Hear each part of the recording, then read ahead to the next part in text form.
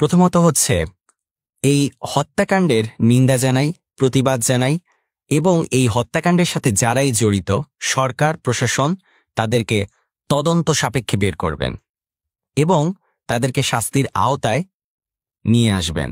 এখানে একটা বিষয় হচ্ছে, ঘটনাটা ঘটেছে সোহরাওয়ার্দী উদ্যান।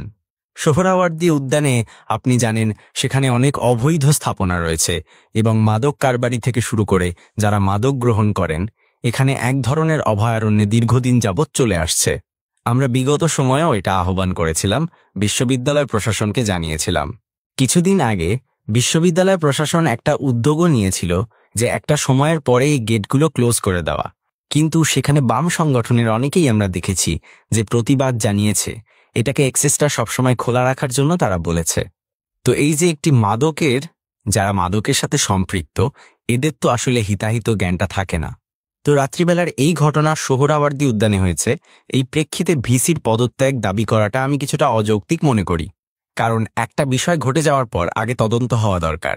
এখানে কি আসলে ভিসির কোনো হাত ছিল কিনা এই হত্যাকাণ্ডের পিছনে?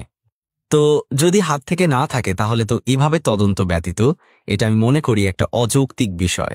তাহলে আমাদের প্রত্যাশা থাকবে যে হত্যাকাণ্ডের সাথে যারাই জড়িত প্রশাসন দ্রুত সময়ে সেটা তদন্ত করে প্রকৃত দোষী যারা তাদেরকে শাস্তির আওতায় নিয়ে আসবেন।